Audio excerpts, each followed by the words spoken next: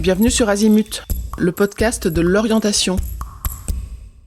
Les parents le disent, là j'étais en entretien téléphonique il y a quelques minutes avec une maman qui disait que son fils était perdu. Donc voilà, c'est l'aider à s'y retrouver, à savoir ce qu'il veut faire, à savoir ce vers quoi il peut se diriger.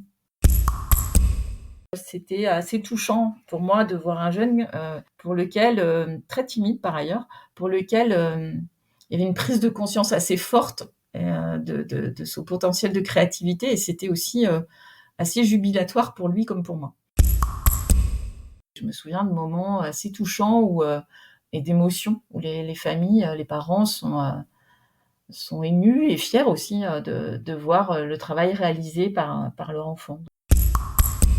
J'ai un témoignage d'une maman là, tiens, qui est très récent d'ailleurs, en début de semaine, qui me disait que sa fille avait eu de la chance parce que, j'accompagne dans un espace, sécurisant pour les jeunes, bienveillant, et j'ai à cœur de, permettre aux jeunes de se connecter avec sa lumière, avec la partie magique qu'il peut avoir.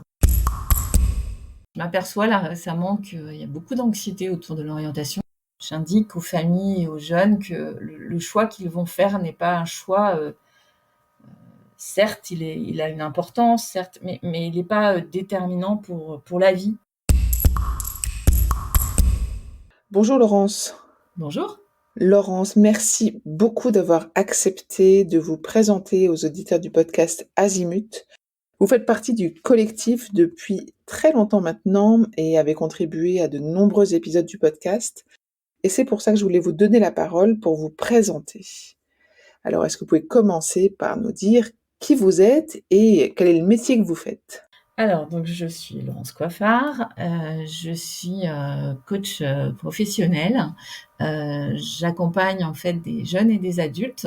Des jeunes, sur les thématiques d'orientation et de motivation, et des adultes sur des thématiques de reconversion. Donc j'exerce, mon activité, à la fois en présentiel, dans l'ouest de la France, et puis en distanciel aussi, sur rendez-vous individuel.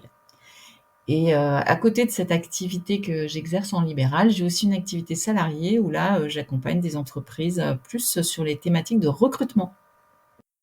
Très intéressant. Alors, on va faire un focus sur votre partie accompagnement des jeunes, des lycéens ou des jeunes étudiants et de leurs parents. Ces personnes qui viennent vous voir, quand elles viennent vous voir, elles doivent s'attendre à quoi? Quel genre d'accompagnement? Avec quels outils? Quelles méthodes? Quel angle particulier? Alors, en fait, lorsque j'accompagne, j'ai à cœur d'individualiser chaque accompagnement. J'ai, plusieurs outils que j'utilise, mais pour chaque jeune et famille que je reçois, j'ai à cœur d'individualiser et de proposer un parcours, qui correspond, à l'objectif et aux attentes, du jeune et de la famille. Donc les personnes qui viennent me voir, on va d'abord se rencontrer au cours d'un premier entretien où justement on va définir, au-delà de ce qui se passe pour le jeune, concernant, ces questions d'orientation, eh bien, quel est l'objectif? À quoi il veut arriver? À quoi aussi la famille, quel est le résultat attendu, par la famille? Et c'est à partir de ça que je vais proposer un parcours qui va être individualisé. Donc au final, quand les familles et les jeunes viennent me voir, ils peuvent très bien avoir entendu parler de moi par leur réseau, par des amis, et ce à quoi il faut qu'ils s'attendent, c'est que je ne propose pas forcément systématiquement le même parcours pour chaque jeune. C'est intéressant, effectivement. Vous avez abordé la question des outils. Est-ce qu'il y a certains outils que vous préférez, que vous utilisez fréquemment quand même si les parcours sont individuels?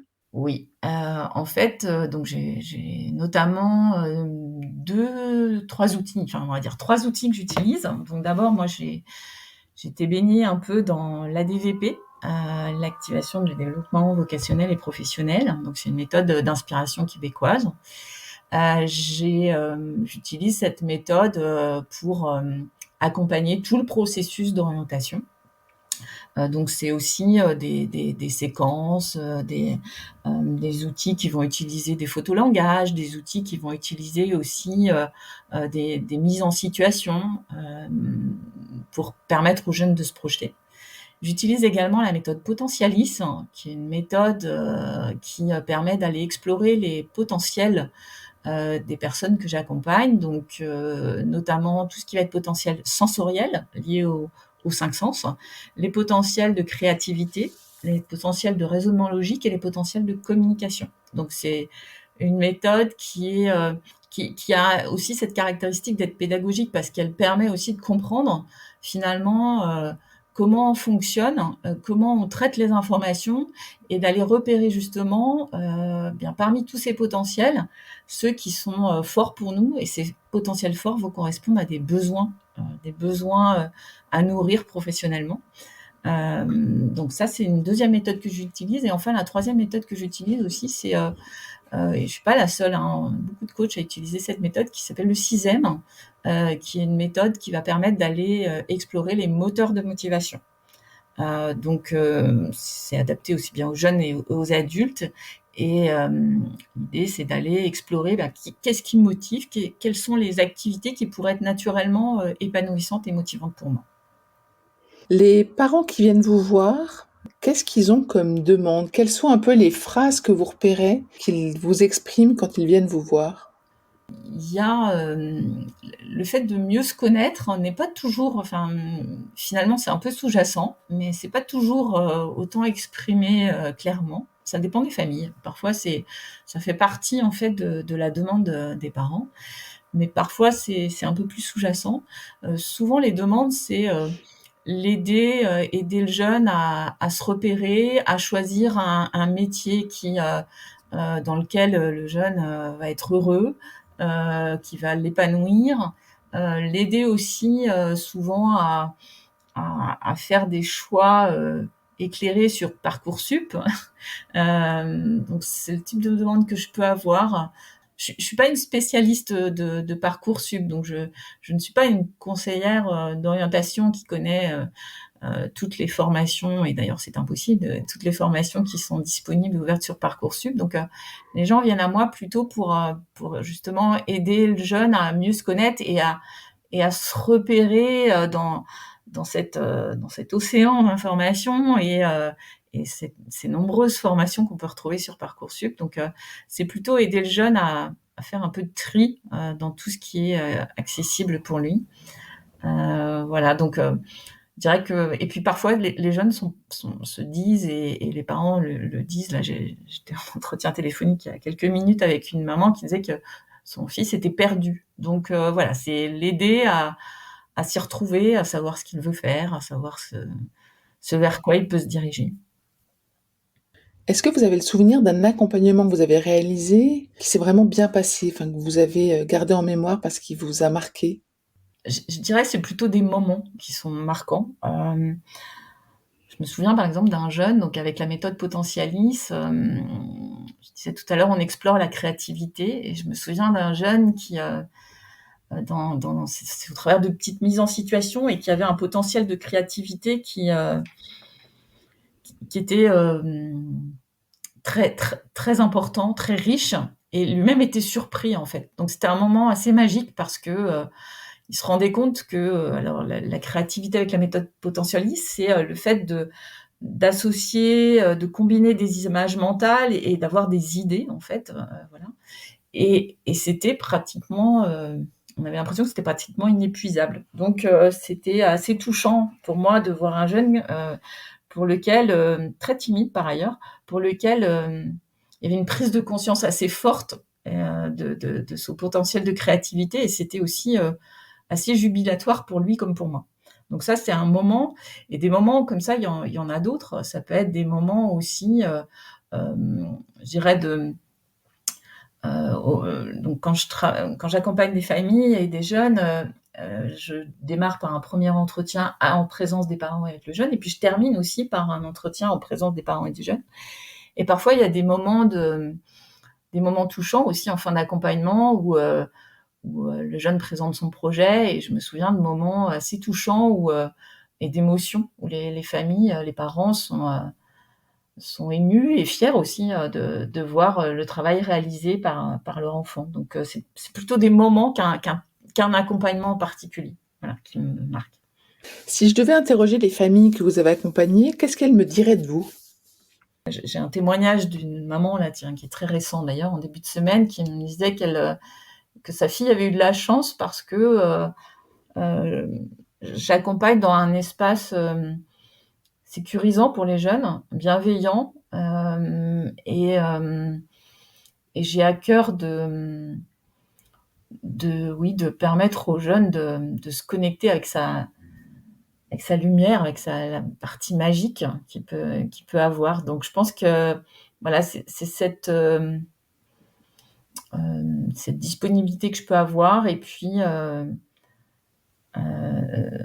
cette croyance en la capacité des jeunes à faire quelque chose de magique, quoi, à renouer un peu avec leur lumière.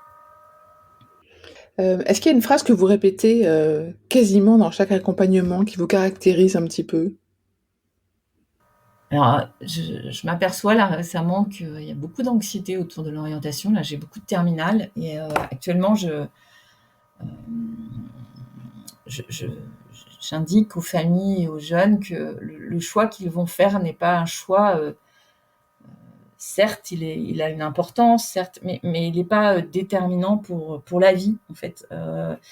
Aujourd'hui, il y a de plus en plus de dispositifs qui permettent la reconversion professionnelle, qui permettent aussi l'obtention de diplômes par la validation des acquis d'expérience. Enfin, il y a voilà, les choix professionnels, les choix d'orientation, pardon, peuvent évoluer, peuvent bouger, et voilà, je trouve que là, il y a beaucoup d'anxiété autour de l'orientation, et le premier choix, il doit surtout être en accord avec ce qui est important pour le jeune, ce vers quoi il a envie d'aller.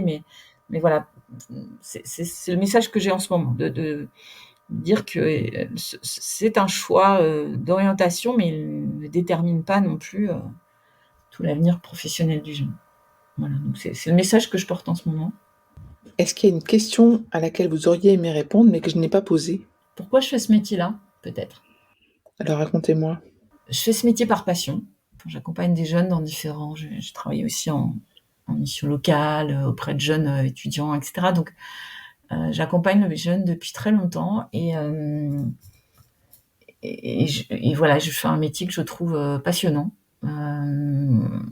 Donc, pourquoi je le fais? C'est oui, parce que ça me passionne, et parce que j'ai le sentiment que, justement, pour faire un pont avec les méthodes que j'utilise, que c'est un travail, une activité qui me procure un plaisir sans cesse renouvelé, en fait. C'est-à-dire que c'est quasi inépuisable, en fait. Donc voilà, ça me procure de l'énergie, ça me procure beaucoup de plaisir, et c'est inépuisable. Et chaque jeune, pour moi, c'est une nouvelle aventure. Dernière question. Azimut, qu'est-ce que ça représente pour vous? Qu'est-ce que vous pensez de ce podcast? Alors, ce que j'apprécie, ce que je trouve génial dans ce podcast, c'est la diversité des contributions et la diversité des sujets abordés, et qui s'adressent tout autant aux jeunes qu'aux parents. Donc voilà, c'est la diversité des sujets abordés, et à hauteur de l'auditeur. C'est-à-dire que si je suis un jeune ou si je suis un parent, enfin voilà, je peux m'y retrouver. Donc c'est ça que j'aime bien dans ce podcast. Merci beaucoup Laurence pour ce partage et ce témoignage. Merci. Merci. Vous trouverez dans les notes de cet épisode le moyen de contacter la personne interviewée, et vous pouvez retrouver sur le site l'ensemble des spécialistes en orientation avec qui collabore le podcast Azimut.